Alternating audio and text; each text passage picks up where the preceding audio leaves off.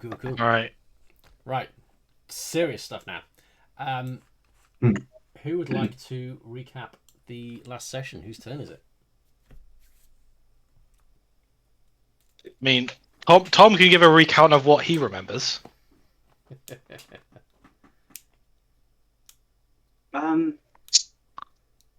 So I think the initial part of the session was Tom was at the top of the map and was heading down the steps, but there was a bit of interaction with Edge and Jim.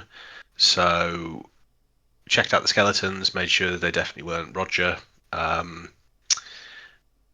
we met Bredwin, who was round the corner. He was on a quest or whatever to find new spices.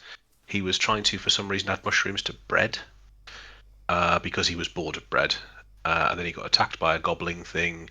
It wouldn't die, and there was fire, and he was wandering, and he wandered into the cave of glowing mushrooms. And he told us that they're for eating and they give you powers.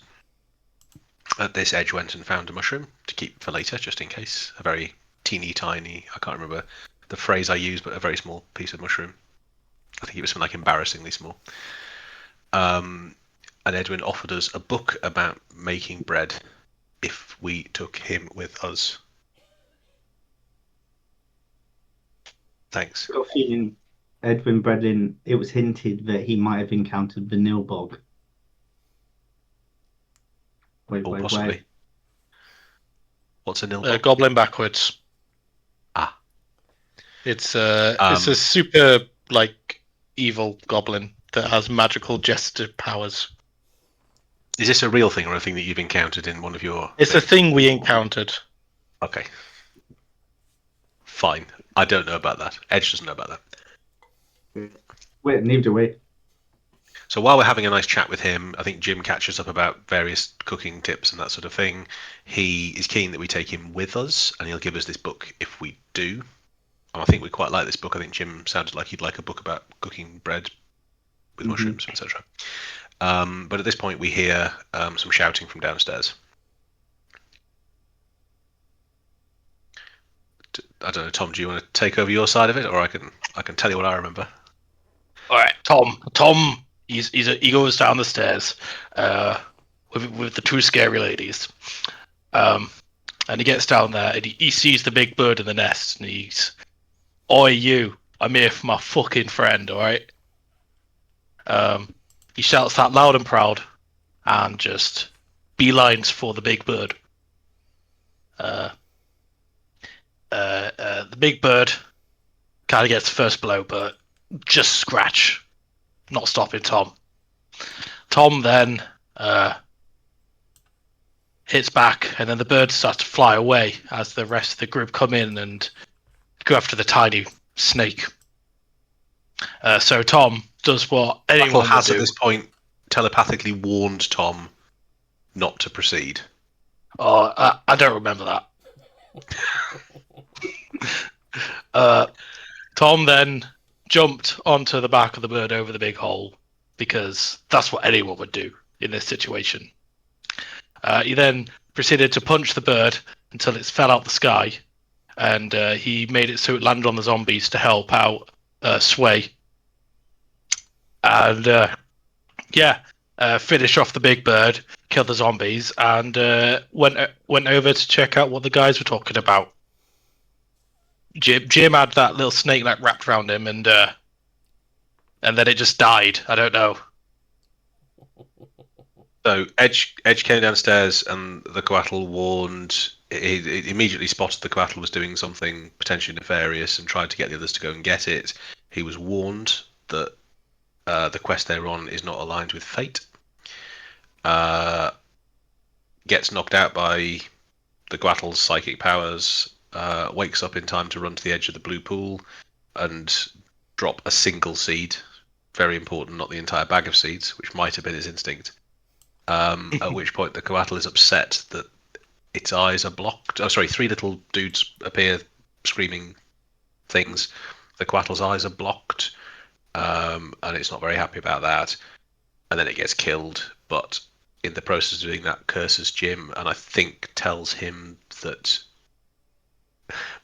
indicates that Edge has put something else before his own best what am I trying to say? His He was betrayed. safety. Yeah, there we go. And we'll do it again. See, I don't think that's true, so I didn't remember that bit. Okay. Convenient. The way Jim sees it. And then we heard a little voice coming from the other side of the cave. Yeah, we did indeed. We heard old rat scrub. Old Oh, Roger. I'm sorry. Jim is now aware of things happening slightly before they happen, Yes. Indeed. which is a cool curse. I think that's actually, if anything, Edge has helped.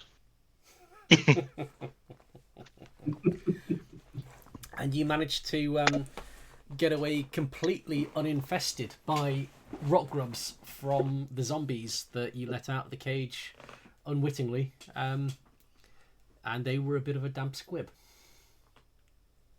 Didn't even remember they were there. Sorry, universe. They're pretty like. I remember after last campaign after we encountered them, or maybe the campaign before, looking them up, and they're pretty deadly. Yeah. They are evil. Yeah, if you Yeah. don't get them out, with You your essentially proper turn, die. They will eat your heart and you permanently die. Yeah. Crazy. And we just had no trouble, just like. Well, yeah, you minced one, minced two, and crashed a gigantic periton into the other two. So they were no problem at all. So Easy. we pick things up. And thanks to Jim healing people, most of you are doing all right health-wise as well.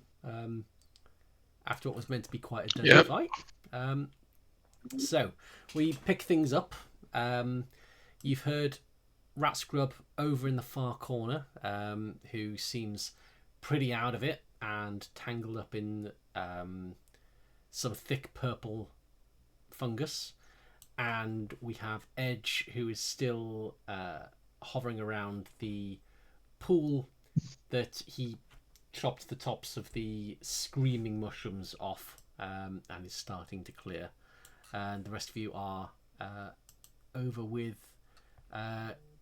Sway and Nyx. What would you guys like to do? You're in this big, suddenly quite calm and quiet cavern. Tom reaches down to Jim. It's like, get up, lad. Let's go get our moped. Can Jim put his hat? No, yeah, never mind. Jim will jump up. You've lifted him up, yeah. Yeah. Cool. Jim, investigate that treasure. Oh no, sorry. Have we got Roger? Now I'm just going to find him. No. Okay, yeah. Task at hand. Do you want to take this snake? It looks tasty. It's The dissolved. body, Isn't it? the body of Oh yeah, it dissolved, didn't it? Yeah, and Nothing left for that snake. I want to eat that. a vapor. Maybe get a bit of that big bird man. This whole campaign isn't just you guys collecting barbecue meat. Oh, it is. I mean, two birds with one stone. We got a fucking cook here. Yeah, you do. Quickly. Quite a lot of our party is a chef, so Yeah, why would Yeah. and you do have one periton on the way to the ship and an egg. So yeah, all right, yeah, you're collecting meats. Hey, if our chef does a meaty stew, do we get any benefits on a long rest from it? Depends what meat it's made of. Oh, Is this a big come on, fire guys. here? Is this what? Sorry. Looks like it. Is this a big fire? Yes, there are two. I mean, very there's- large fires. In the I'm assuming that's the only reason we can see down here. yes. you could theoretically cook. Oh, you Yeah. mean have a roast here? Have a short rest and a roast. Exactly. Jim's there thinking that we're not going to, even with bulking Great Tom, we're not going to get that Fairy-Tom back to the ship. Unless Wait, we could Saturday is take. to swing by. Is We there could is there cook any some of it precedent for a here. 2-hour session where all we do is stay in a cave and have a barbecue? I mean, you can do. Just I'm thinking because Roger's not here anyway, so. All right, Jim. You start preparing it. I'll go look for Roger. I heard his voice around the corner. Have you come to help me? That's so He'll ask Sway to come with him, and he'll head up over here. She'll go. Do I need to bring light with me, or can I just? We can assume that you can see round here. Okay. So you've got there's 3 big fires here, and also the fungus over in the top right is also giving off that kind of purple luminous haze as well. It's lighting up that far corner. Is this stuff anything? They are piles of bones. Many bones. Oh, nice. Tom looks at the cage with the wire and goes, wonder why that fell over.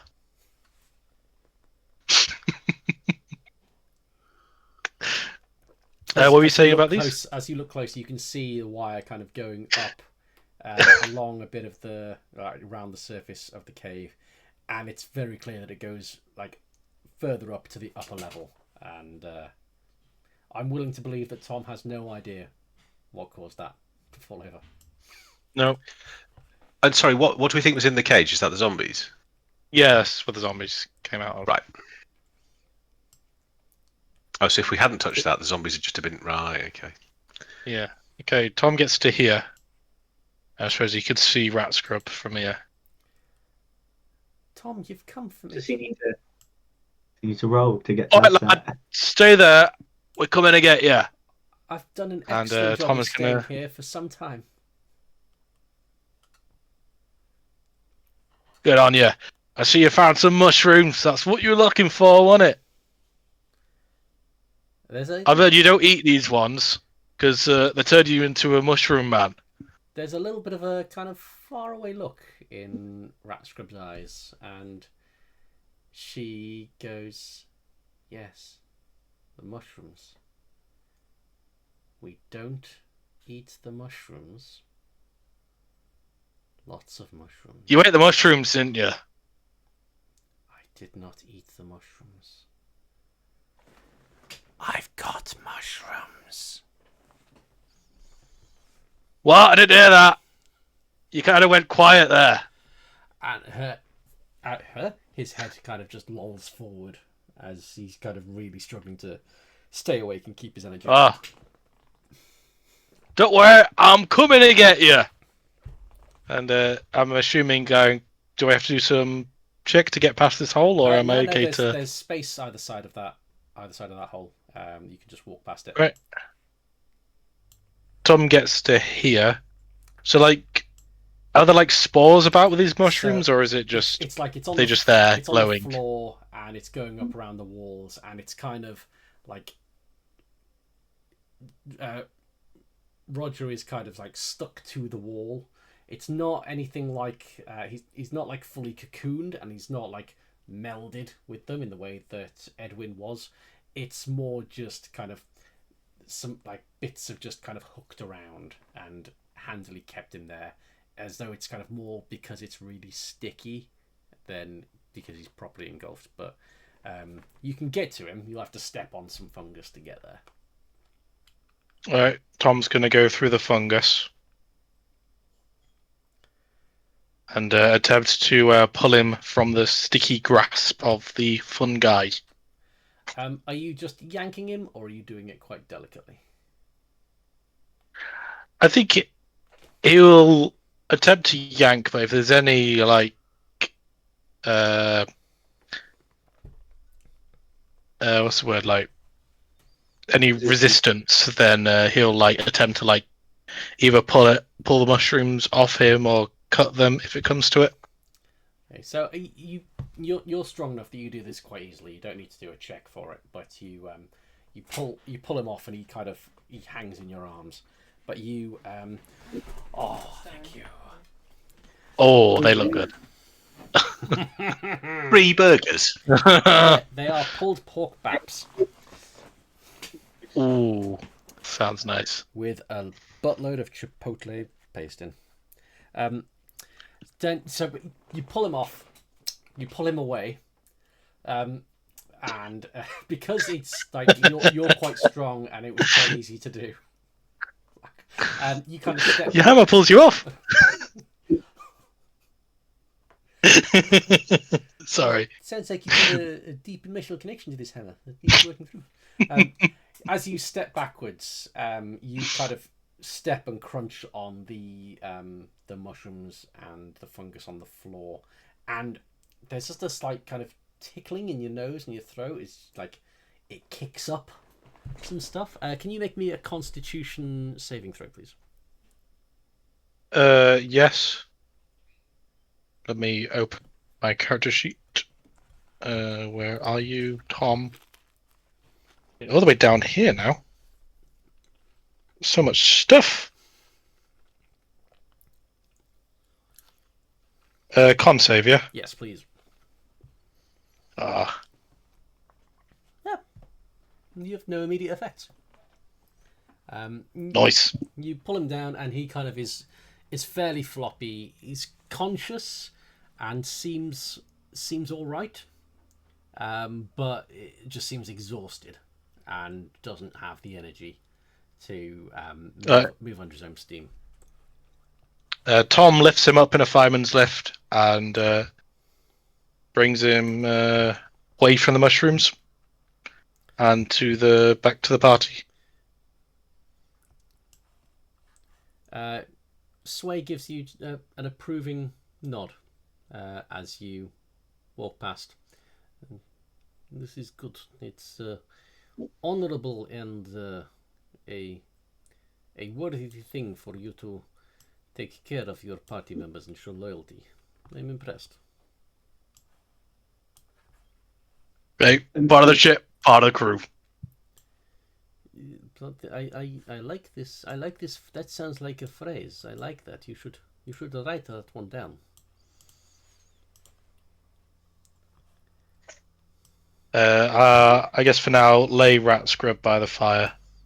Lovely. As we prepare some Periton meat. He'll So go and help Jim out.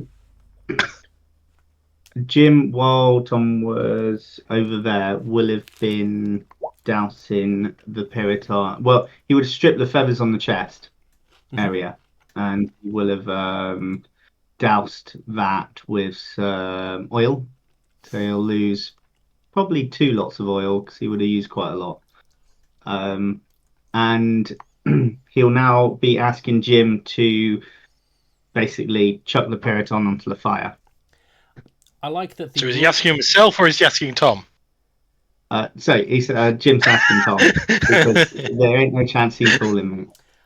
I like that Sure. the D&D rules envisage this being like a kind of black slick oil or lantern oil, but I like to think now that Jim just has like some nice olive oil that he keeps with him by the flask.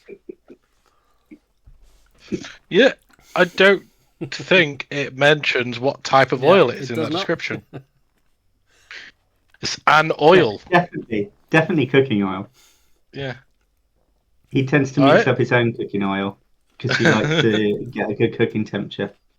Tom's it's a mixture going to of, attempt to throw it on the fire then. Or drag it over to the fire. I don't think he's strong enough to lift it. So I think if you so it's doused in oil, and you're dragging it over to the fire, and you're going to chuck it on the fire. Yeah. Each chest area, around the kind of shoulders and a little bit up the wing because he kind of wants to get a bit of that wing meat to see what it's like. Okay. I love a wing, I do. Make me whoever's doing the dragging and throwing, make me an athletics, either athletics Or I'd let you have survival since it's cooking meat outdoors. Yeah, no. I'm doing well, athletics. If I do the survival and you do the athletics, that's kind of. An 18. Oh, So I'm dragging it over, and you're like, "No, don't drag it there. You're getting all dirt on where I just put the oil." So you manage to drag this carcass and you chuck it on the fire. Let me go. You chuck it on the fire. With that 4 on the survival check, you realise and think to yourself, no one will notice. It's fine. But you find yourself thinking, I probably should have checked for those rock grubs first. But no one will know. No one will remember that. It's fine. We'll cook them out. So yeah, you chuck it on, and with that roll, it's you haven't kind of chucked burning logs on anyone. No bad things happened, so you have some cooking plucked gigantic periton. One thing I would like to ask before I forget, can Edge please roll me 3d4, please? I mean, if this is a thing that should have happened last week, then no. So it's slash R Slash R 3d4. space 3d4. Oh, this is how many things are in the bag, isn't it? oh, not many. Oh wow.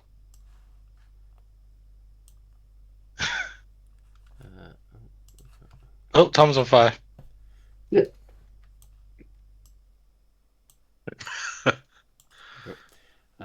So what was that?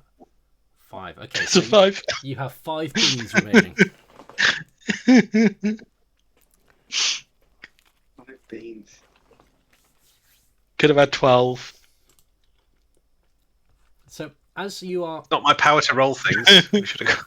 as you are over by the pool, what's Edge up to while you can see this cooking going on? I want to look at the pool. What can I see? I'm curious about the mention of the eyes of the coatl.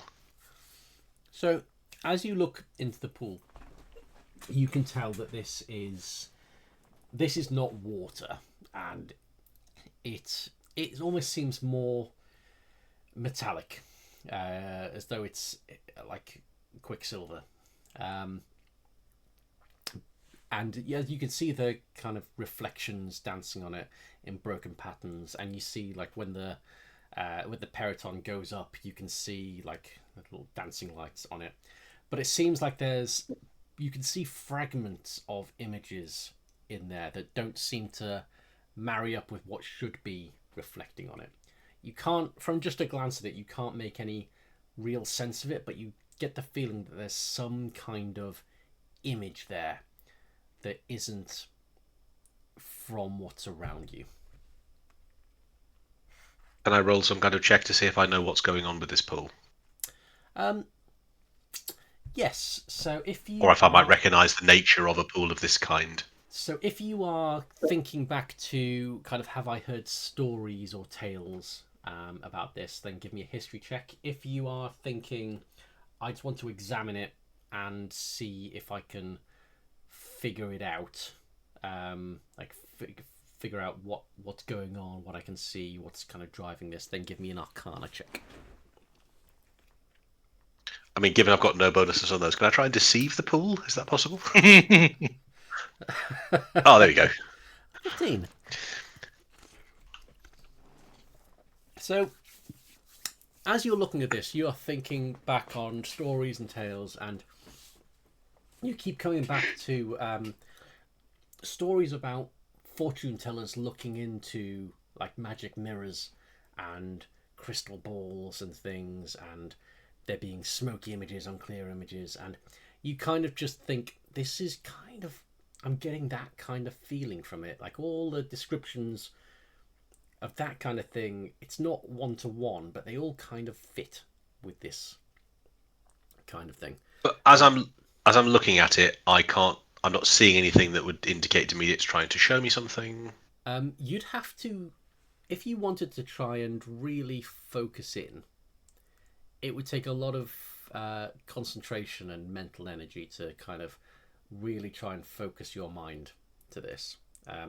You, from it, thinking back to stories and tales and what you think this might be, you know that it would be. It's not something that will just you look at it and it works. You have to kind of really concentrate. Some people are really gifted at it. Okay, Some so people have to work hard. so I would look at this thing. I would realise it was slightly more than a normal pool, and I would potentially think, hang on a second, what if this was a magic mirror?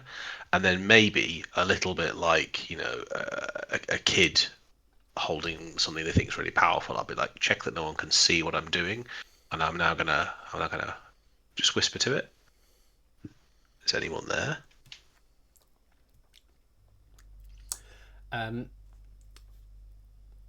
You hear the faintest.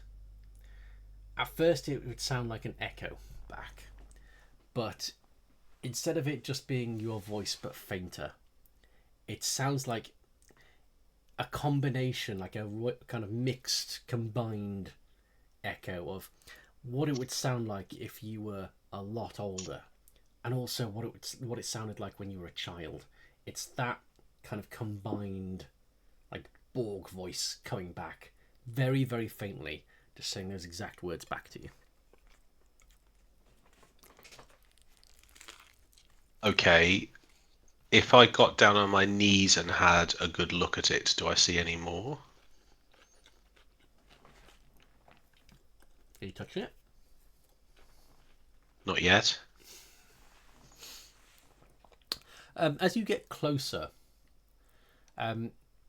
you don't see anything particularly different. But as you get closer, and you kind of naturally are more focused, you kind of think. You kind of realize that if you really concentrate, you start to pick out clearer images. Like from closer, little fragments, you can start seeing. Oh, that was a person's face there just for a second, and that looked like the mast of a ship. You start to see more concrete images. So if I look really closely, I'll try and work out. Do I know that ship? Can I see enough to recognise that ship? Give me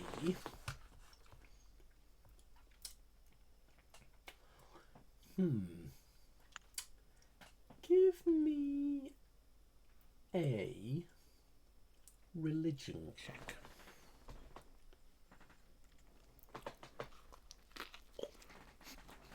Fuck. Ooh, 20. Not only do I recognise That's that ship, 20. I've preyed on that ship.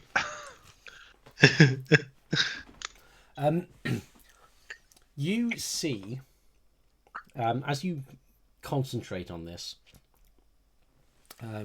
you can't see the wider context at all, but you see that this is a ship with the same figurehead as the All Trades.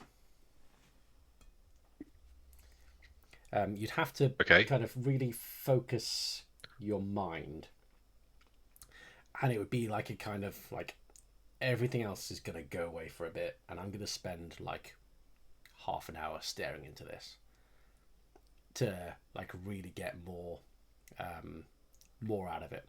As you're looking closer, you kind of get a little bit of a headache.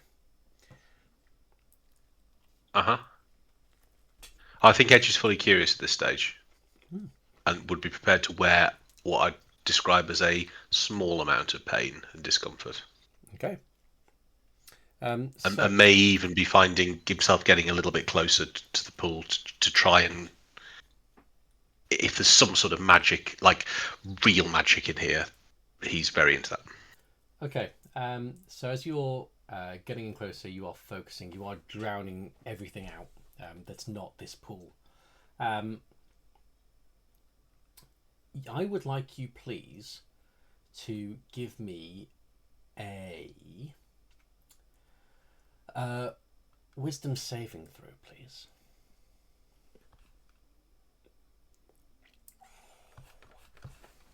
Okay. So, as you're focusing, everyone else can kind of see that you are really putting everything into this, and you seem to be in quite a lot of discomfort, but you are kind of there and determined, and it seems like it's working, but it's hurting a lot. And it gets to a point where the images that you're starting to see, they make sense and they coalesce, but like you can feel those images burning into your eyes, and you take 3 psychic damage. And the image that you the image that you see is you see the All Trades sailing away with a city behind it, so sailing away from a city, but that city seems to be surrounded by other ships as you are sailing away. It seems to be surrounded by consortium ships. The All Trades is sailing in the other direction, so it's not like the All Trades is like sailing away crippled or on fire or anything like that. It's just going away, but this city is surrounded by consortium ships. If you'd like to know, you can do another. You can do another round. You feel like it would. The longer you take doing it, and the more you get, the more it'll hurt. So Tom was curious what was happening, and he is, after seeing Edge in a lot of distress, he is like shaking him, like, "Are you okay? Are you okay?" But he's attempting to stop him at the moment. Jim, but may do if he tries to do more harm to himself. Sorry, no, go. Jim, as this is happening, you see Tom kind of go up, look concerned at Edge. You see in your head a rock's going to fall on Tom's head. And not just like a pebble, one that will hurt. And you see it in a few seconds, a rock is going to fall on Tom's head. What would you like to do? The answer can be nothing, by the way. No, I think he would just instinctively, thinking it's happening at the time.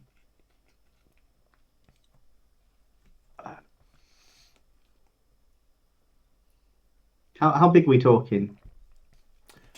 We're talking like it's not. How many d6 of damage? It's not going to kill it, but it's like kind of a rock like that. So it'll do some damage, but it's unlikely to kill him. But it'll about the size of a child's head. Yeah, a slack handful of child head.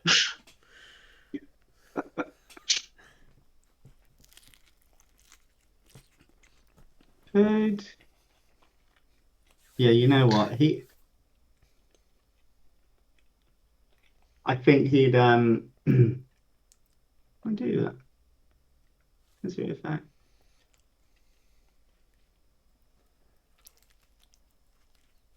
He'd actually probably cast prestidigitation, and he'd puff a little bit of air into Tom's ear. No miss with probably a 9. So your aim is to like kind of get him to kind of move out the way in it. Yeah. Okay.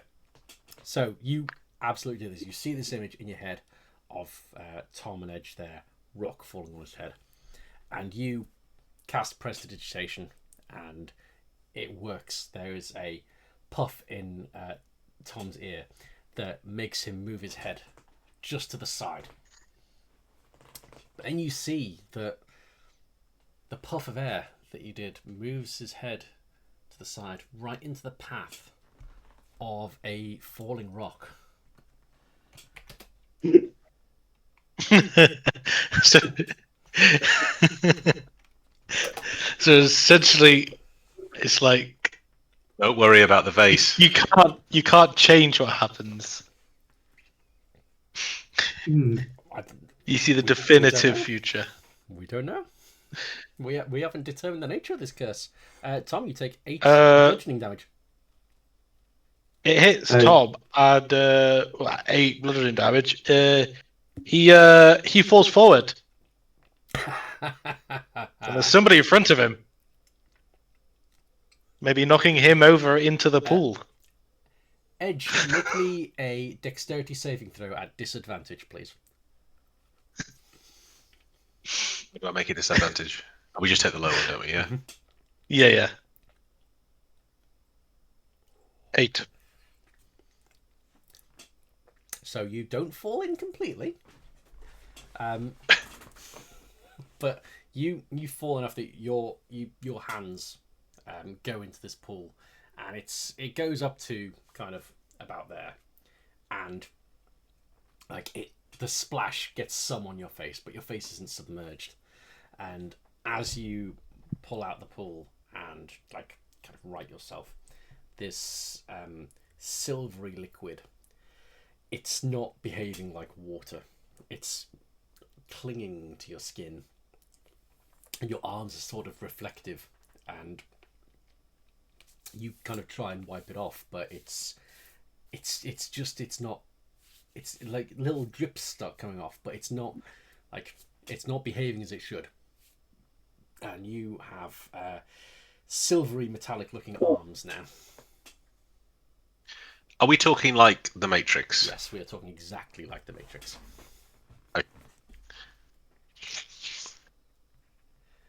Sorry there. Edge, are you okay? Fucking rock hit me on the head. You're right. Right.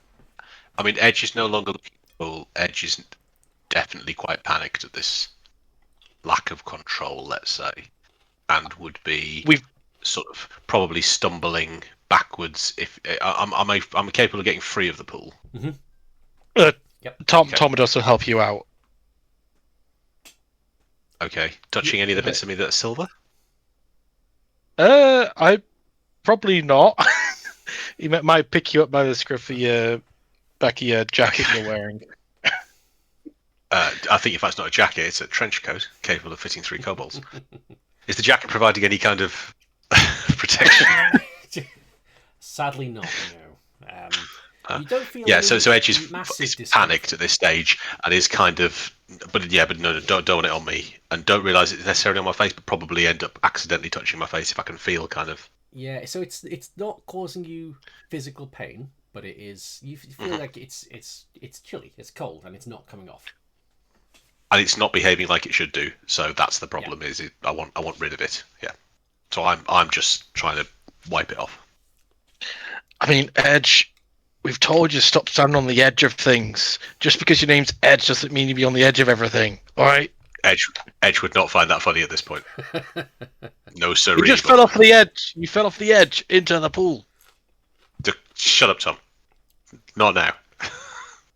Treaty would come over to you. Seeing this, are you okay? I'm sorry, I was not here to protect. Are you all right? Do you need assistance? Yeah, but don't touch it. I need a cloth. I need something to get this off. She starts kind of going and pulls out a dagger. I help with this. I scrape. I mean, don't cut, but scrape. Yeah, scrape. Yeah. I scrape it on you. Okay, now stay still. Roll up sleeves. Stay still. I will scrape it off. I could try punching it off. I do not think punching it off will help. Yeah. I mean, who am I to say? I'm expert in dagger. I'm not expert in punch. She starts to scrape. Edge gets a bit closer to Chitty. She starts to scrape it off, and it feels sensitive on your skin. It's really not pleasant and kind of hurts. It's not doing hit points of damage, but it kind of hurts. But it seems to be working. She's like scraping down your arm, and it's like leaving a strip. the liquid isn't like flinging off or dripping to the floor. It seems to just be accumulating on this dagger. But she keeps doing it, and she manages to get one arm clean, and she's kind of, maybe I swap this. It's not coming off. Can I swap this dagger for one of yours, and you keep this unnatural thing for yourself? I do not like it. Yeah, so I mean, reject the idea of holding the dagger now with the stuff on. Put that on the floor. But yes, just give her a dagger. Okay, shall we do other arm? Or do you Yes, want yes, silver quick. arm? Okay. And she does the same thing. Yeah, so you seem free of this stuff, but there are 2 daggers now that are coated in this substance. It sounds like you're discarding them. You don't have to. It's entirely up to you. Okay, so there's definitely a moment where it's like, okay, right, cool, it's off. So I now feel safe. All is good. I'm now going to look like, are the daggers? Is the stuff? If I was to touch the blade of the dagger, am I going to get the stuff back on me? Yeah. Okay. But it's kind of it's sitting around where it was scraped, so the handle is completely clean, and like if she turns it this way, it doesn't run down. It just stays where it is, and kind of has that glisten to it. Okay, so Edge is in part fascinated. The same fascination that meant he was looking into the pool. The revulsion has now gone away. He is slightly curious about these things, but doesn't want to have the possibility they're going to start like bleeding over him again. Is it possible that putting them near the fire for a few seconds might solidify whatever this stuff is, or cause it to be less potentially runny? You can try anything. Tom's one step ahead of you. He wants to do some science. Oh lord. He's going to get a bit of wood off the fire that's, with some fire. He's going to bring it over to the pool. He's going to, like, wave it near the pool. Tom, we don't need to get revenge on the pool. We're okay now. Just maybe leave the pool alone. Ah. The pool is okay. No, How's- Tom has idea. How's This dinner isn't- doing, Tom? Is the Oh, bird that's happy yet? that's Jim. That's Jim's job. Tom Okay. Tom is trying to figure out when you put water on fire, the fire goes out. But this is weird water, so Tom wants to put the fire in the water and see what happens. Okay, tell me what you're doing. Are you just sticking this straight in the water? Are you kind of waving it over? Are you trying to just He dab it on top? he waves it over to see if there's any reaction. If there's not, he's just gonna just dunk it in. There is a reaction. As you wave it over Okay. quite close to the surface, there's like, it's got these like kind of dancing, coalescing images and things, like reflections and stuff, as it looks like to you. As you wave the torch over, there's like a shimmer where it seems to kind of become much more mirror-like and more coherent. And then as the torch passes by, it goes back to kind of dancey lights pool type thing. So there's definitely a reaction to the fire. Whoa. You see that, Edge? Tom's smart. And he shows Edge what happened. It's like, should I throw it in?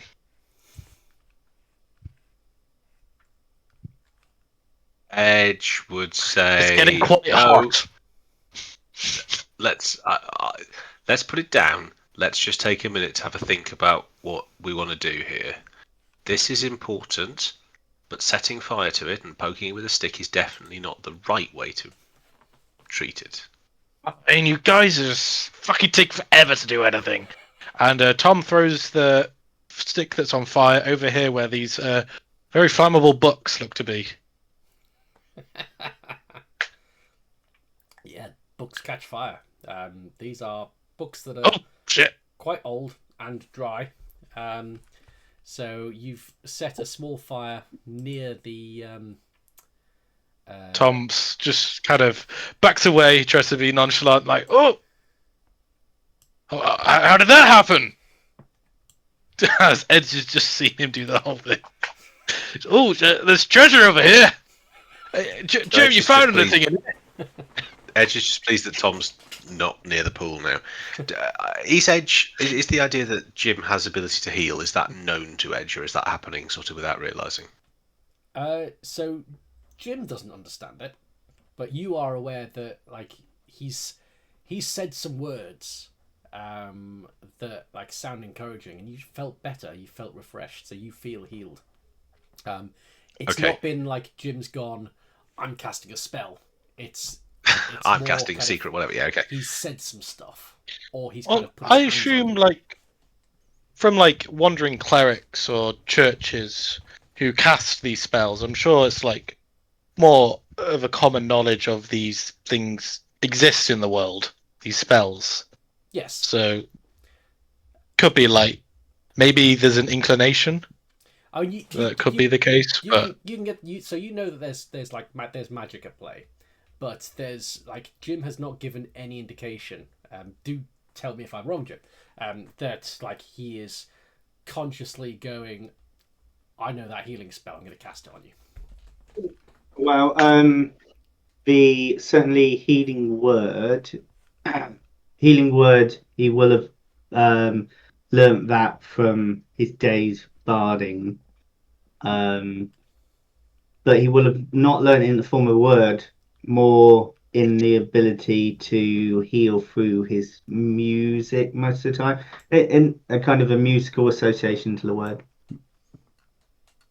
So Edge is going to go. So okay. I want to know. Edge can call on him for some assistance in this. So he'd come up and be like, Jim, we need to. I think we need to get. I need to look at that pool for longer, but I'm too weak to do it. Have you got anything that can just give me a bit of strength? Have you got any food left over? Is there anything you can say to help me? I just need to look a little bit longer to see what's going on in there. Jim would look down. Is this vodka at his feet? Is it vodka at your feet? He would definitely reach down, pick it up, and be like, "Laddie, that'll give you all the edge you need." Just see. You know what? It's a bottle. It looks alcoholic. Okay. I mean, with that, Edge will down it, or take a reasonable. I don't know how much is in there. A reasonable swig. I think we'll. You regain 10 hit points. And give me a Constitution saving throw, please.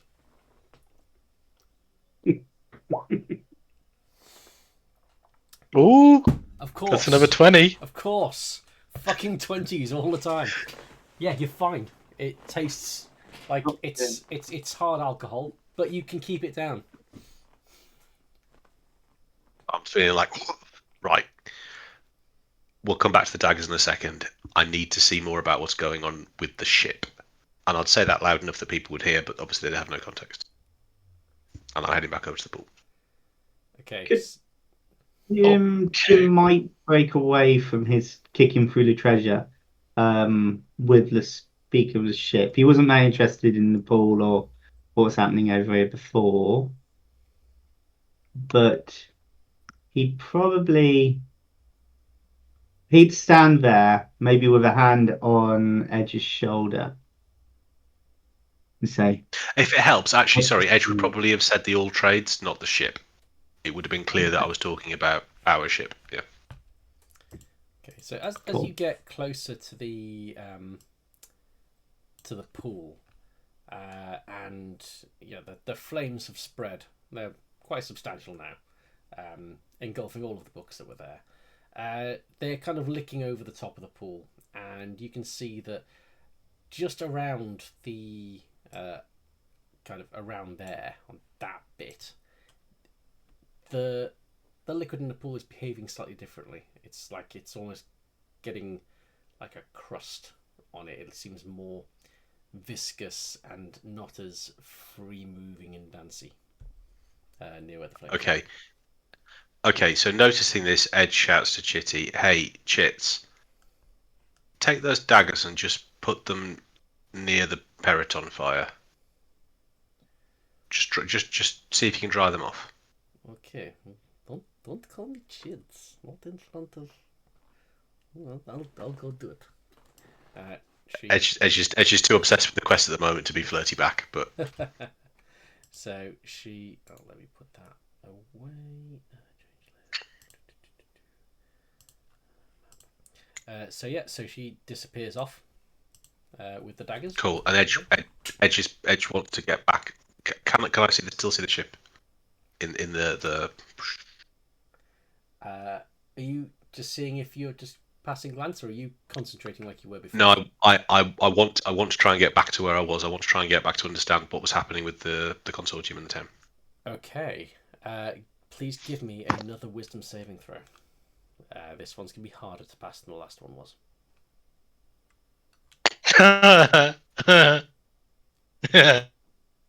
Okay. So. Edge is dead. You can see much more clearly that this image is this is Kora Kora, the country, and you can see it in much more detail.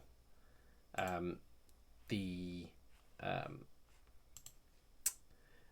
ships surrounding Ishantara, which is the southern city, and this looks very much like it's a blockade. Like the consortium ships are blocking off all the main kind of inlet and all the places where they were piers to dock at. They are blocking that, and you can also see, as you kind of focus more, you can kind of zoom in on bits, and you can see like people getting off those ships and looking like they are ransacking that city, looking for something or someone. You can see the all trades kind of sailing away because you guys weren't there. You were kind of round to the west. So you are sailing away, and you zoom in there, and everyone on deck is dead quiet. Like everyone is kind of on silent running.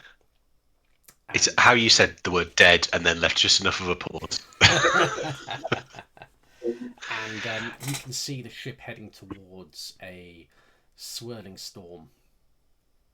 But then behind the storm, there is like a giant, like stone, looks kind of like a castle building behind the thick veil of clouds there, and you see this play out, like this scene of ship escaping, this place ransacking, and then you kind of zoom out and you see an image in your head of it, like kind of. It doesn't look like ships, it looks like tentacles, so it's like a feeling that's spreading out from this collective of consortium ships, kind of spreading out to other countries and other cities. And that's the image that you have in your head. And then you just see Saturday's face in your face, grinning. And then you kind of snap out of it. And you take so that was, you got 2.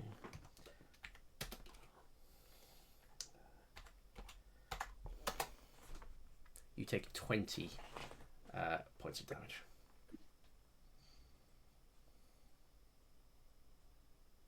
I would say that's too many points of damage. Am I allowed to live on 0? Oh, you fall unconscious. As he's falling unconscious, because Jim's still got his hand in his shoulder, can Jim cast Cure Wounds? Yes, you can.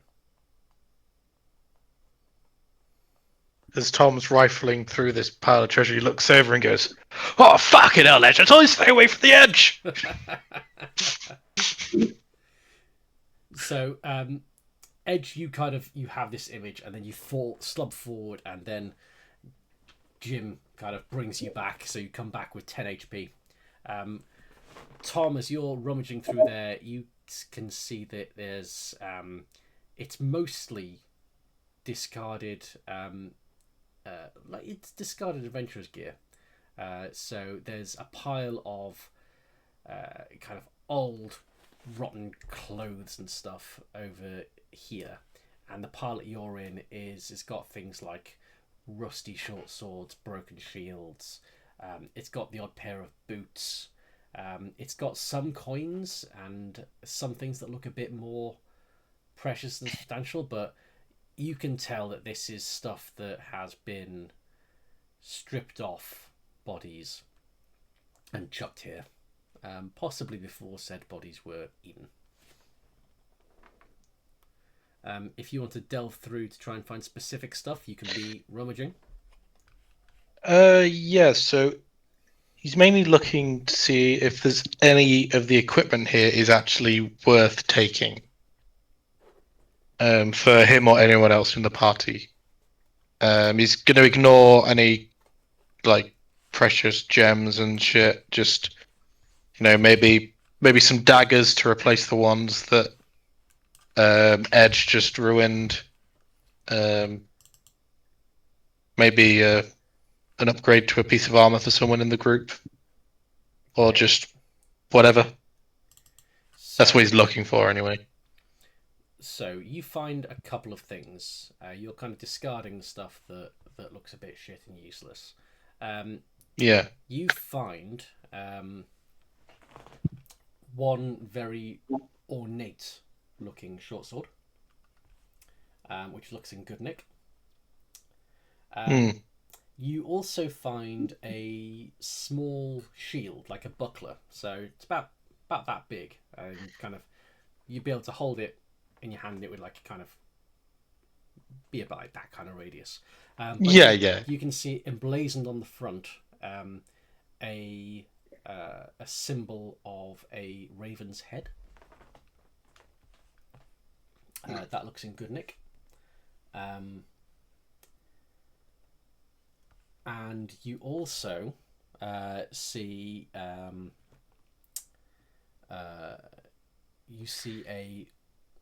longsword,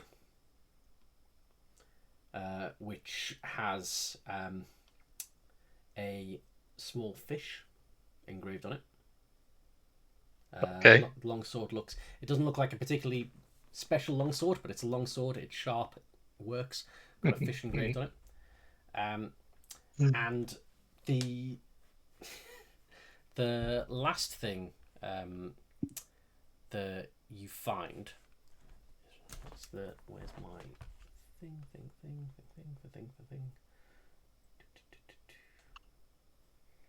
Where was it?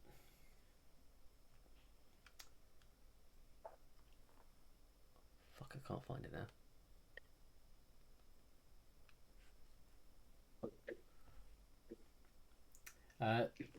The last thing that you find is an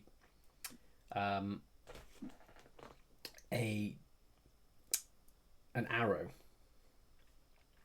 that it looks like it's kind of where everything in this pile is kind of, there's a lot of it that's rusted, old, crumbling, rotten. This arrow stands out to you because there are other arrows there that are kind of fallen to pieces or like bent or warped, but this arrow is completely straight. It is bright. It's bright red. The wood is bright red, the shaft, and it's got bright red fletching. And the tip of the arrow is particularly ornate, and you can just about see on the shaft in really small writing. Some of it's worn off. You can't make it out completely, but there's something that's scratched or engraved, like words in the side of this arrow. But it stands out to you as kind of, this is one good arrow in a pile of shit. Nice. Well, as a guy who doesn't use weapons, I'm sure this will be good to the rest of the group. And I think he's going to offer the ornate short sword to the one that is her namesake. Okay. Be like, hey, short sword swag. You could take this. Think of it as a bonus for helping us out down here. And she kind of like gives deference. She kind of like hand on chest to you about. I was going to raise the question of payment, but this is good. I accept this kind bounty, and I thank you. And you'll continue to have the proud service of the sisters. And she's very grateful. Question: Hey, you don't go by us, we'll do good by you. I'd assumed that short sword and dagger were ranks within the sisters. Have we established that? I believe so, but it's Okay. also Not their name. I just check it. It strikes me Tom might think it was their name, so that's okay. I mean, he might, in his head, be like, well, if she's called Short Sword Sway, she probably uses a short sword. And I've seen Dagger Nicks use daggers, so... This is a club for people whose parents name them after weapons join. Well, I don't know, I think it's more like Tom thinks as they get promoted to a new rank, you have to start using a new weapon. Or else it's like gun game. So, like, I think above Short Sword Sway, there's probably someone called Long Sword Beatrice or something. I don't know. Long Sword Beatrice. When it's a better time, I'd like to ask Sway about the ranking system, but now is not the time. The leader of them is called like Great Hammer Gertrude. I mean, you can absolutely ask about the organization structure of the Sisters of the Sword. Are you doing anything? First and foremost, is Edge doing anything else with this pool? Now that it's knocked you unconscious, you've come back. No, so 2 and 2 is so first thing is Edge thanks Jim sincerely for his support, knowing that likely he would not have survived that, but that it was the right thing to do. So he put a hand on his shoulder and be like, "Good job." Also, not knowing he's the reason why you fell in. No, but apparently I'm the one that's cursed him. Nobody knows that. So Edge is now stepping back from the pool, so the knowledge that somehow this is to do with Saturday is sufficient to confirm the previous warnings from the people he trusts. He is now fully after Saturday, and the pool, while he has reverence for it and would like to look at it more, the more important thing is making sure that we act on that knowledge. Okay. So he would want to step back, and he's curious to see whether we can take the daggers, whether they have any kind of that power residual, because definitely power things are cool, but Saturday is now a problem. So as you are stepping away, Dagger Cheaty, leave the fire there. You stay with the rest of the fire. Dagger Cheaty comes over, and she looks a little bit sheepish at first. I held them to the fire, and I held them in the fire, and I don't know if this is good or not, but she hands them to you, and this liquid has gone completely solid. Like it's not dancing anymore, but it's like these are what look like glossy, mirrored daggers. As you look at them, you could tell without too much concentration, like you'd expect to like see if you held them like that, see your face in them, your eyes. You don't see that. You see more lack of clarity, but these are solid, sharp daggers, which seem to be coated in a solid version of that pool juice. Have you basically got a magic 8-ball? Can you shake it and see if it says anything? This is my hope. So I would want to check whether it was clear from the way Chitty had handed this, that because one of those daggers was hers previously. Has she disowned this dagger? She's passed. Is that obvious from the interaction? Okay. Okay. Well, no, I'd check. Is it all right if I hang on to indicating the one that was previously hers? Should I hang on to this one for you? I can get you another one. Yeah. I would like another one. Otherwise, I will be exactly half as useful as any kind of bodyguard or escort. Cool. So Edge would be keen to get these into some sort of whatever holsters or way he does this, and shout across to Tom, having seen Tom presumably rifling through the weapons. Is there anything any decent daggers in there? Not found any daggers yet. Well, other than these rusty pieces of crap. Well, we're not gonna worry about those. Don't worry, Chits. We'll find you something. Wink. Unless she's all right with this long sword, as he pulls out the massive sword, with what I assume to be the symbol of bloop on it. This is that's very kind. I'm more of a dagger thrower person myself. It is very kind. Yeah, I thought so. I think Tom would pocket the buckler and then offer the weapons to anybody else. But I think he would also keep onto the arrow. I know he's a feeling about it for some reason. Don't know why. Once I find where I've saved down the pictures of them, I will put them in the journal. You can add them to your inventory. Yeah. Anyone want a longsword? Useless for me, and I'm not carrying it around. Can I use a longsword? I can't remember. Hang on. I believe it's a martial weapon. If you're able to use those, then I've only got rapiers and short swords. what proficiencies do you have? That's it. Hand crossbow, rapier, scimitar, short sword, whip. You should have a weapon type. Let me have a I'm jump looking at on the wrong to screen. D&D Beyond. No, sorry. Oh, hang on. No, It might not have been transferred across. Hand axe, Yeah, I dart, just realised short I'm bow, missing rapier, one. short sword. Is that what you said? No, you said It's long sword. long sword.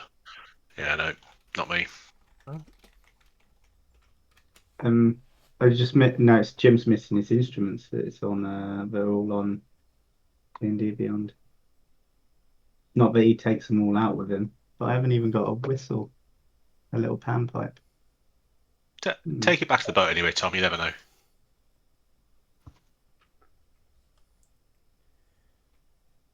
Tom's going to be carrying it. You can't. Well, I think technically I can't use it, but You don't want to. That's fine. yeah. Okay. So, what's going on with the Periton roast at this point?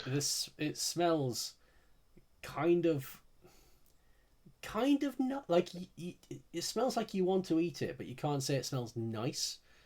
But it smells like it's like you've all had worse food, and this smell like it's not that often that you get this much meat available to have to yourselves in such quantities. So it's cooking along nicely. I'll be honest. I mean, Edge wouldn't be concerned, but I am concerned by the way you've narrated this meat. Jim, how's it looking? It was your guys' idea to cook the meat. I want to try some wing. Yeah, but I'd have checked the meat before I cooked it. I'm not just throwing random floor meat on the fire. Jim would, being that it's so big, Jim would be saying, let that one be a bit over easy. It's needs some extra cooking. Because he wants to get the heat deep into it. He can cut away burnt parts, but yeah, if it's raw, it's not great. While he's doing that, he would be just staring into this pool. Does he see anything? Jim, stay away. You saw what happened to Edge. He Stay would away. also be playing an instrument. He would be playing his Solcoon, which actually he normally doesn't take off the ship very often, because the important part there is that it's the instrument he plays when he feels the need to calm the sea at night. Okay. And he'd be playing a low and deep, dark tune. Okay. So, as you are playing this nice calming tune on your Zolkun, leading over the pool, sorry, you see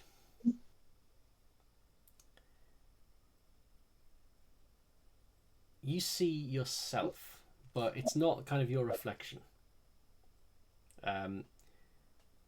You see you can't tell where you are, but it's got a kind of like weird double vision of you and another you.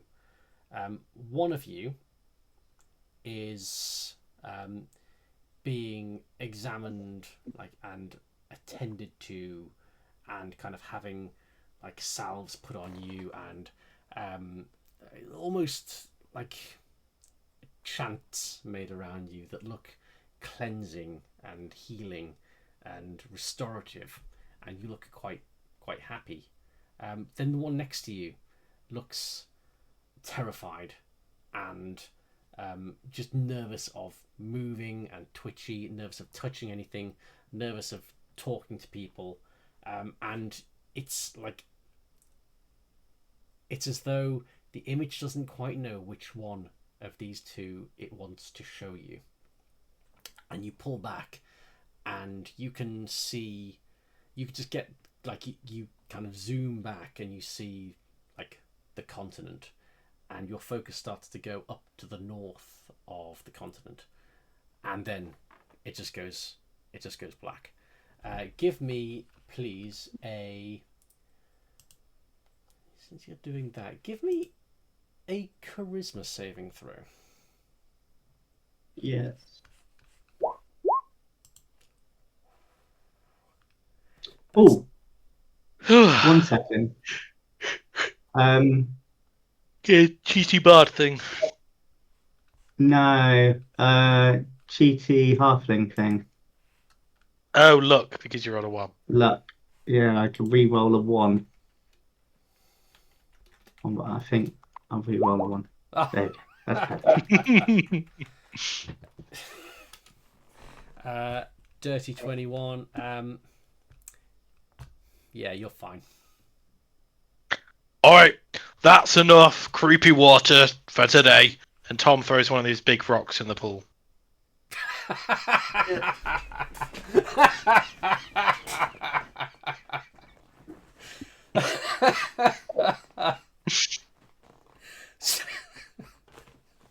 Oh, okay. Jim see this coming. Oh, you didn't see that coming. And there's a reason for that. Yeah, your Zolkun was right in the firing line of that. Got splashed. So as it was with Edge, this liquid is just clinging to your Zolkun.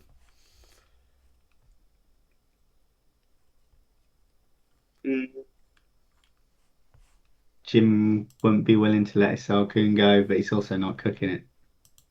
So, hey, Jim, just get it near the fire. Obviously don't cook it, but I think it just hardens if you warm it up. I mean, the Zolkun is like a makeshift bagpipe. I know hardening is probably not right, but presumably scraping it's not going to work either. No. It still works. Can he? Where is it? Is it on like the bag part or like one of the pipes? Is it somewhere he has to touch regularly? You can play it without touching it. If you kind of concentrate. But if you if you were to put it down, someone else were to pick it up, they'd probably get some stuff on them. You can because it's kind of viscous and sticky and not flowing, you're able to avoid it. You have to do a sleight of hand check every time you want to use it.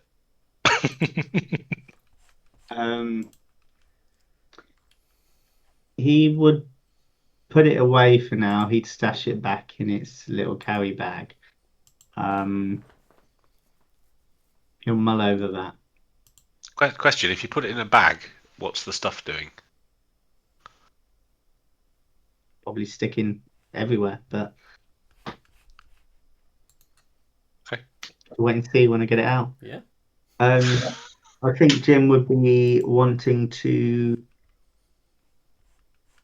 sort that out on the boat.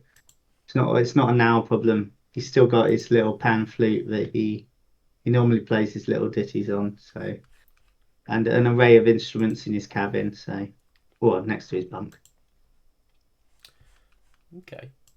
Out of interest, how long are you guys staying down here for your Peloton barbecue? He oiled it. Are we doing a short rest? Are we staying down for a long rest? Not a long rest, no. Not a long, no. Tom would be wanting to get out before a long rest could go by, but maybe an hour or so, just to recuperate a little bit.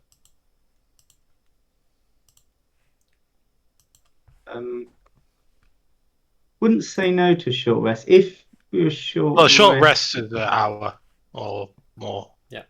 Between 1 and 8 hours, and 8 hours is a long Okay. rest. I press my short rest button. I don't know what it does. Okay. If you're taking a short rest, yep. Yep. And then you can also choose if you want to use any hit die. So before you hit the take short rest button, after the pop-up comes up, you can click on a die to roll it. What does it do? Oh, It heals you. what's the cost of me doing that? So you've got a pool I can't do of it again hit- until the long So rest. you've got a pool of hit dice. You can use, when you short rest, you can use as many of those hit dice as you want to regain hit points in a short rest. But once you use them, they are gone until you do a long rest. So you could have a short rest and use all of them, but then next short rest before a long rest you don't have any, or you can kind of split them out. But you get them all back on a long rest. Okay. Edge would like to talk to. Edge has already had a conversation with Chitty about Saturday, I think, at the start of last session. About the killability of Saturday. Yes. Edge would like to talk. It was proposed that most things, if you remove the head, will at the very least hinder them. He looks a bit sneaky, so it might not be straightforward, but might be very straightforward. Okay, so Edge wants to have a chat with Sway, but also with Chitty there, so sort of goes over to Sway, but beckons to Chitty to be like, "Can we just have a quick?" Ideally, far enough away that the rest of the party can't hear it. Okay, you can do that. Cool. And all right, serious talk now. Chits, we talked about Saturday, and how human / killable Saturday is. Sway, what do you think? I think that it is not often that things that are immortal would choose to just join a crew and join in someone else's adventure. I think that they would be much more like that thing that we encountered in the waters. Imposing free spirit does its own thing. Having said that, there's definitely something about him. I have a feeling that if he were immortal, if he were impossible to kill, then I feel like somehow we know. I worry that it might be beyond my skill as a mere short sword to. There's a lot that could possibly go wrong. Okay. Are I need are you you proposing that this is what you would like to happen? Because this, this does not seem honorable. You made him part of your crew, and it makes me uncomfortable, the idea of assassinating one of your crew. But This is not a request right now, but I need a kill switch. I need something which I need you to be ready in case, and I need you to be watching for weaknesses that we could use. Don't do anything. No stabbing yet.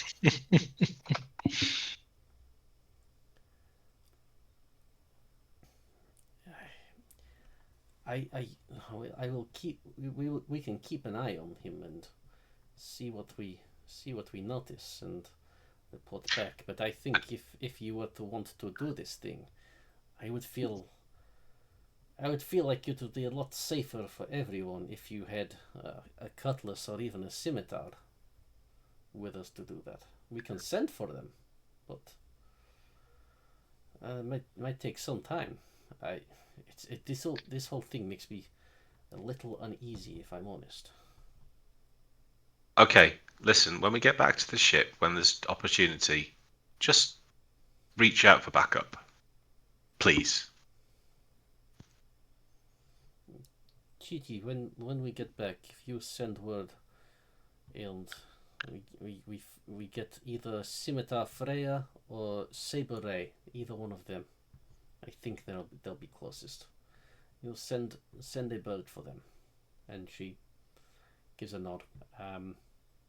They both look a bit. And I'd tap Sway on the shoulder, and give Chitty a wink. Give me an insight check.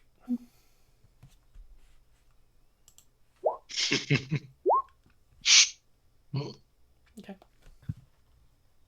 Yeah, they seem slightly uneasy, but you don't discern any more detail than that.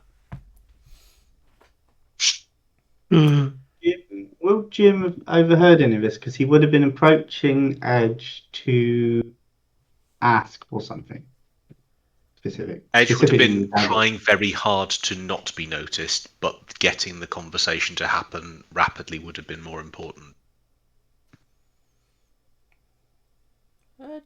Jim's not looking out for anything, so it's not really just whether he would have overheard anything in general. What's your passive perception, Jim? Tom's chewing on some wing while this is happening. Passive perception is 14. Okay, yeah, you won't have picked up anything of any use. So yeah, Cool. we will go. Jim would like to ask Edge to see one of those blades, on the mirror blades, and then Jim is going to cast a little spell. Well, they're not mirror blades because they don't show a reflection. Of the non-mirror blades, even. How long does a ritual take? Ritual, I believe it takes 10. It's either 10 minutes or an hour. I think it's 10 minutes. Could I do this as a ritual then? If it is an hour, all those times we did speak with animals in the last campaign, just stop for an hour. It must be 10 minutes, yeah. Yeah. Okay. So if I'm doing Edge would willingly, pull out a blade, do some little trick, and hand the. So learn properties and how to use them. Okay.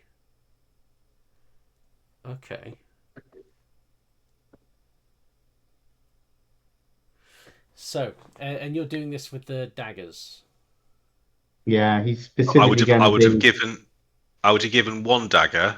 I don't know whether I would probably have thought Chitty's dagger was better than mine, so I'd probably have given you the one that was originally mine. Okay, so I hate spells like identify. So you There's the guy who used it last campaign.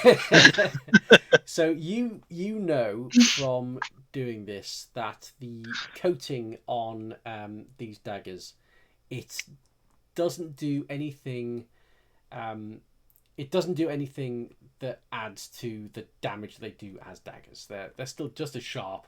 They might, if you threaten someone with them, they might be a bit more threatening because they look weird and unnatural, but they don't have any extra damage ability. But as you're examining them, you realize that with deep concentration and at the risk of psychic damage, you can use these daggers to give snapshots into the future and what is and you can tell, because spell, you know exactly how these work. You can tell that the more crisp and clear an image is, the more it represents something that is closer to being fated to happen, as opposed to something that is a bit more in flux, where things might come out as blurry, or you might see two superimposed possibilities, or if like something is just magically masking that fate or destiny, then you would just see blackness. But that's how they work. And you'd be able to infer that that's how the pool would work as well, as it's the same thing. Kind of, you look deep into it, you risk psychic damage, but you can see the future and you can tell how certain that future is. But At this point, Edge is curious what. So you're not in control of the images you see, but you know that it's a possible future. So Edge is in part curious what Jim's doing, and also, sort of without being too overbearing, would like his dagger back. So, everything all right, Jim? Hi, laddie. Trying to get a sense of what's happening in this magic here. What can you see? It doesn't feel natural. It's not a natural magic, but it tells you things. It's prophecies, fate. It's things that are bigger than the gods. They're always there. They always will be there. So Edge should have to take out his dagger at this point and be having a quick look at the blade to see if he can see anything. Are you just having a quick look? If you're just having a quick look, you can see that it's the same kind of... It's not a reflection of what's there. It's kind of broken dancing images. It's obviously very narrow, but it's... you get the feeling that were you to concentrate, you could have a similar effect as when you concentrate on the pool. You get that same kind of just twinge in the back of your skull. Okay, and at the very second that twinge, that's enough for now. Okay, good. Good to have that power. Pop that back in there. And I'd reach back out again a bit more obviously to Jim to see if I can get the other dagger back. Are you gonna keep that? Okay, cool. Be careful of that, lad. Oh, it's all right. I'm used to dealing with edges. It's more than an edge. The Tom, edge of Tom time just itself. groans after hearing you talking about edges again. Oh, fucking hell. Stay away from the fucking edge. As you All say right, that, Tom. Is the bird ready yet? as you say that, Tom, Roger starts to stir. He's had time to come round a bit more, regain his strength, and he kind of looks up. Oh, Tom, Can I smell food? I'm so hungry. I've had nothing to eat. It's so long. Oh, you must be starving then. Go and have some of this big pigeon. It's fucking delicious. As he's chewing on the wing. He's not taking the wing off. He's chewing on it as it's still on the fire. Jim would probably instruct Tom to pull the bird off the fire at this point. And he's carved up a lot of things, but he's not used to carving something this big. He would probably... Tom pulls out the longsword and just starts like slicing it. That's the one. Like overhead swings, slicing down. I mean, it's not elegant, but it works. Yeah, chunks of meat start coming off this thing, and what is a sword but a big knife? Can Jim take a bit of the meat and just inspect it? And then he will eat the first bit. Probably the most raw looking bit he'll eat. Okay, so as you own... Oh, you're muted. Sorry, can Rick have a chance to reply before you say, after you've inspected it and before you eat it? So as you are taking this first bit of meat, you kind of have a look at it. It looks... It's not raw. It's not to the perfection that you would normally strive for. But it looks all right. You can see as you look down at the rest of it, like the bit you're holding looks fine. As you look down at the rest of it, you can see the odd little charred rock grub in there. They're definitely burnt and dead. It looks like they'd be easy to pick out. But there's definitely some rock grubs in there. As you're inspecting it, Tom is just eating another piece. Just like, oh, this is pretty good, this is. Jim would take a bit of the best looking bit of meat he could find, and he'd make sure he would prepare it well, removing rock grubs. Possibly just putting it lightly to singe it against the fire again, and then taking it over to Roger to eat. For Roger to eat. After he'd eaten, so he would have had some himself first to ensure it was okay. I think we should call this dish cave pigeon.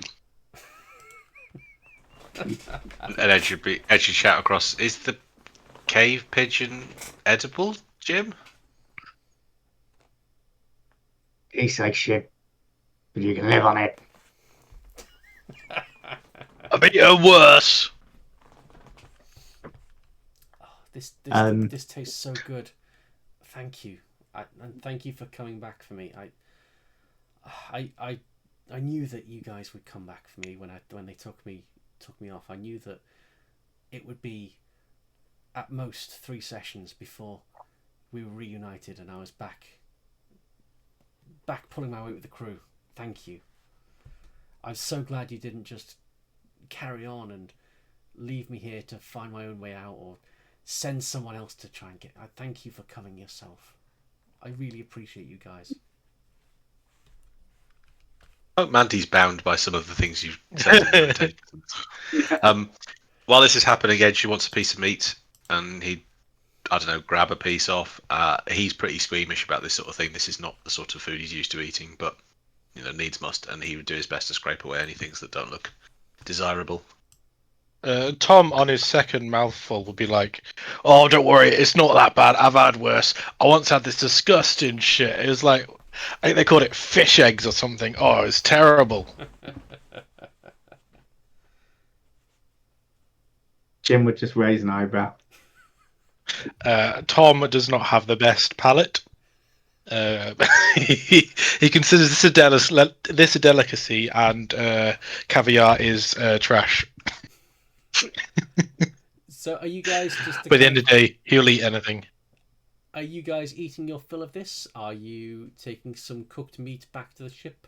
Taking some with you? Or are you kind of eating bits. We got to and- bring some for the others. We should take some for Edwin as well. Yeah, we should take some for Edwin. The purple guy. The purple. Oh, the mushroom man.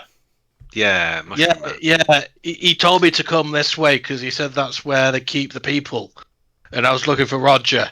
So I came this way after he told me that. He was yapping on about some other shit, but I didn't have time for that. We needed to get Roger back. Yeah, we should definitely go back and just have a chat. Let's take him a cave pigeon sandwich. Do we have to? He talked a lot.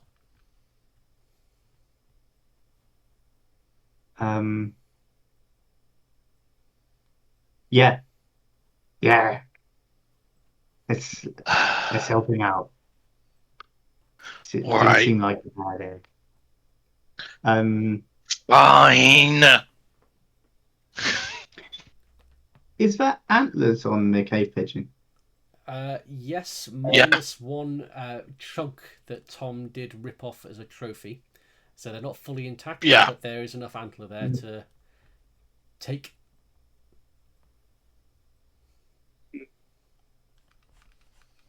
Do we need any Tom more gets antlers? the long sword and is like, do you want me to chop its head off? We can put it on the boat and be like, show people what we killed. Maybe there's a bounty on it. We could go to the city. Edge, got anything to say about Ooh, I mean, that's not the worst idea you've ever had. I don't have bad ideas. I know, and that's why I qualified it such. Don't worry, Tom. Why don't you take its head off and we'll see if we think we can carry it. Tom is going to use the longsword to attempt to cut the head off. Yeah, you absolutely have a crisp, burned Periton head. Yeah, you can have. What sort of size is this? Pretty big. Is it reasonable Tom could carry it? You could carry it, so you could sling it on your back, but like this head is like Okay. that kind of size. And is it obvious we've cooked it? Yes, very much so. Right. Okay. Fine. Tom, take it back to the boat. Edge would grab a few bits of appropriate-looking meat for Edwin. Tom is going to pick it up, and then he's just going to go back to the boat. And as he runs past Edwin, he's just going to be running, holding it up above his head. Just going, ha, ha, ha, ha. All right, mushroom man, and then just carry on running. I killed him. So as you guys, You said I couldn't.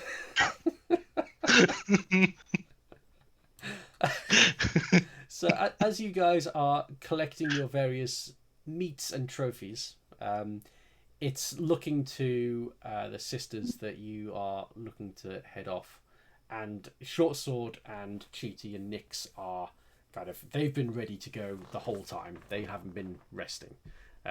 They've been keeping an eye on things just in case anything bad happened, and they make their way towards the stairs first. So we're going back to the upper level and then back to the ship. It sounds like there's things to do, and yes, I feel like we've rested for quite long enough, and I'm glad you had your nice meal. But now that we have the group whole again, I think we should carry on. And they start forging forward towards the steps. Is it reasonable to think that they have rested in this period, or are we saying they were too on watch to have? That's not how they operate. They Okay, rest when they long rest. Okay. Otherwise, they are constantly alert. Is everyone else kind of coming as well, or are people hanging out for a bit? Yeah, I think Tom would probably be going ahead with the head. So It sounds like Tom's already left the cave. Is that possible? So as you're going towards the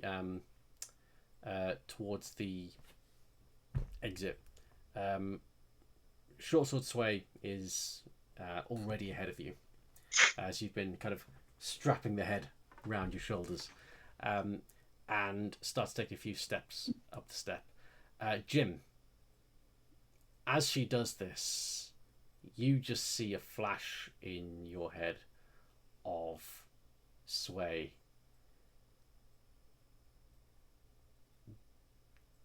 dead, burnt by acid.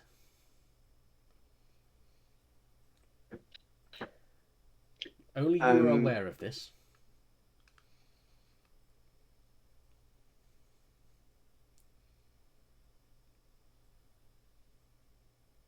So, Oh. yeah. I know. Oh no, excellent. Yeah. Right. So, yeah, Jim would just instinctively shout out.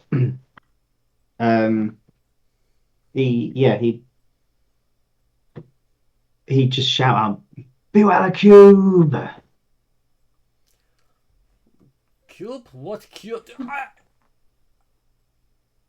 And as she turned around, no, she could not see this completely transparent glob of a cube of ooze behind her, and it just, you see her freeze, a look of fear on her face as you can see something just engulfing her, and it's just her arm that's out, and her you can see that this is suffocating her, and it's her leather armor is starting to corrode away, and her skin is starting to show physical damage. And, is there any option to try and pull her out? well, as you are running up to you and everyone who's at the stairs, you kind of all have the same reaction of get her out of there. So you can, whoever gets there, I'm going to let two people do it. So which two get there first to try and yank her out? It wouldn't be Jim. He's a halfling. I think Tom definitely, was planning on going on ahead. So I feel like he would have been one of the first ones there. Okay, so not far behind her. Mushroom man. So Tom and Edge, can you each give me a DC 12 athletics check, please? Do I just hit athletics? Yep. DC 12.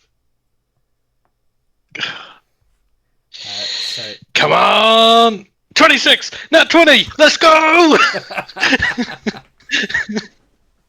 So you both, as you do this, you both take 12 acid damage as you pull her out, and she falls to the ground in front of you, struggling for breath. Her clothes are burning, and there is acid on her, and she has a look of panic in her eyes, and then just a look of calm. The dagger Nix and Dagger Cheaty are kind of trying to get the corroding bits of armor off her, trying to kind of clear it off her skin.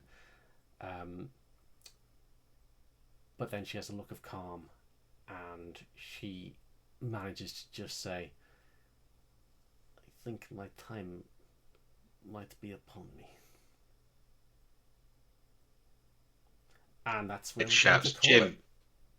Jim, you gotta nothing. save her. I've got nothing. I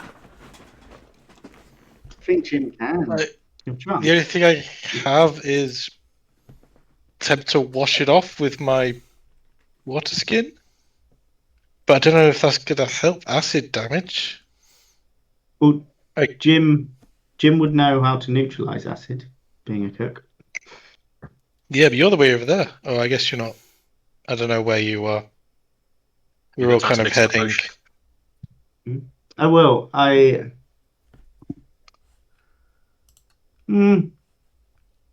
He doesn't have salt on him actually, because he would have salted the bird.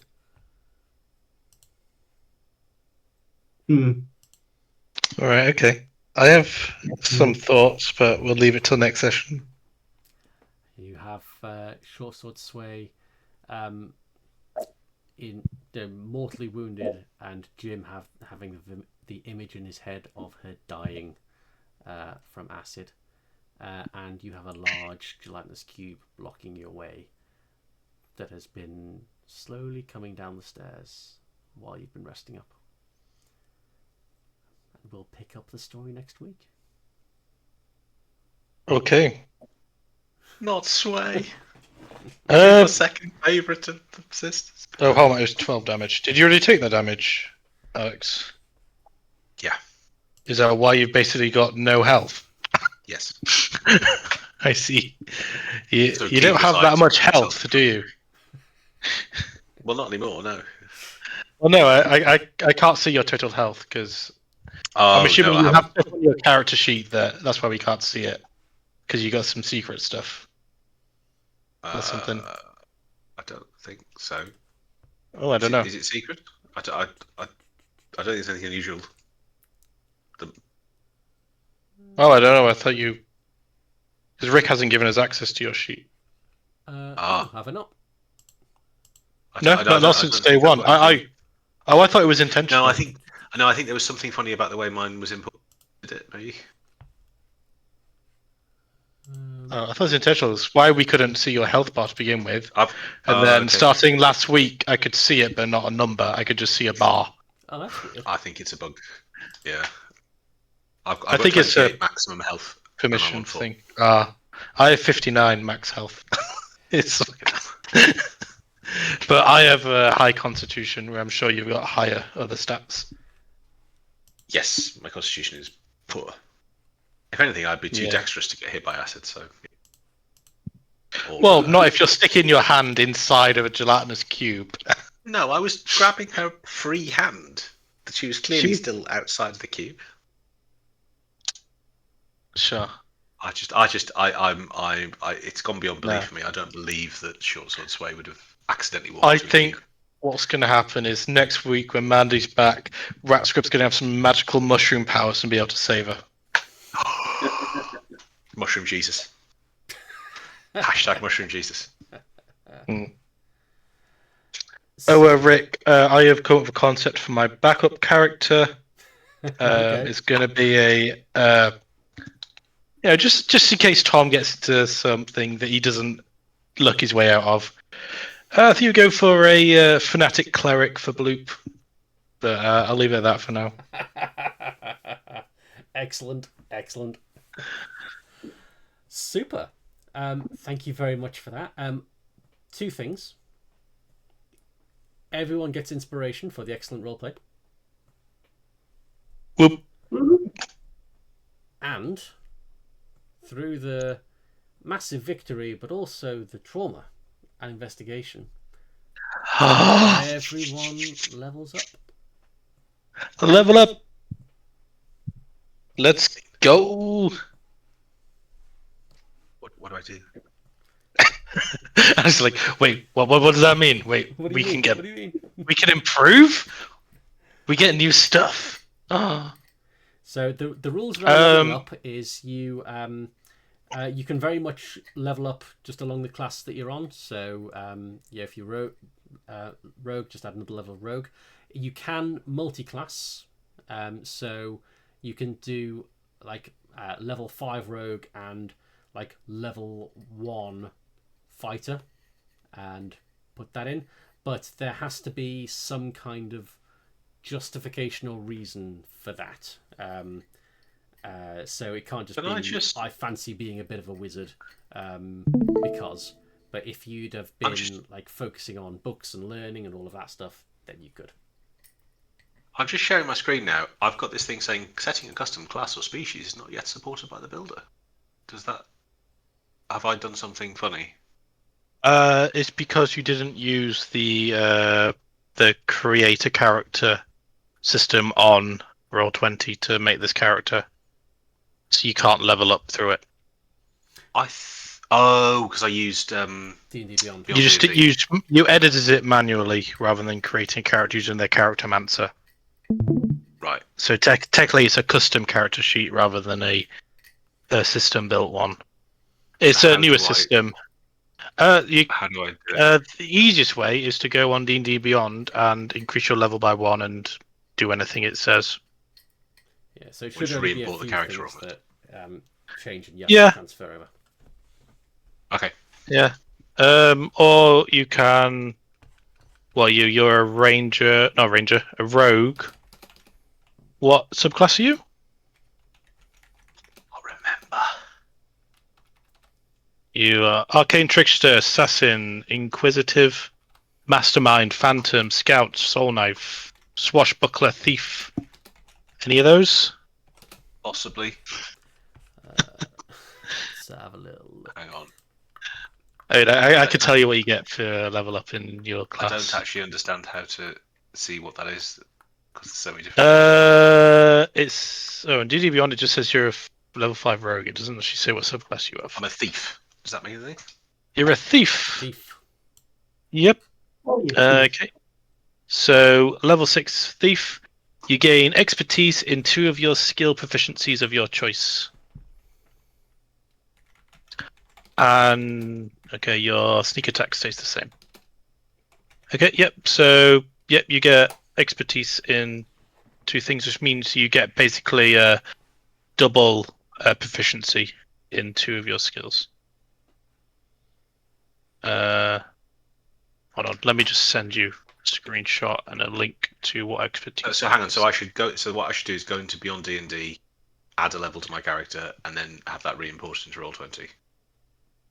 Is that what you just said? So you don't re-import stuff. You just edit the sheet and add this on. I'm assuming so Rick I see did it. what Yeah, it there's should- no like import tool or anything. Okay, so I've just added a level to myself. Yeah. Do I get more hit points if I level up? Is it WoW rules or is it? Yes. I mean, you do I heal? Yes, you do. Your hit points are equal to essentially your hit die plus your Constitution modifier. Oh no, sorry, but in WoW, if you level up, you get full bar, right? No. Exactly. If you heal to full, no, you don't. Oh, Okay. no, no, Just checking. no, no. I'm just asking the questions. I mean, I don't know. if there wasn't a large gelatinous cube blocking your way, I might be willing to do that. But given that you are about to step into combat, nah. Interesting. So I need to find some sort of gelatinous cube defeating cantrip. Okay, good stuff. Excellent. What are they scared of? Can I stealth my way out? No, never mind.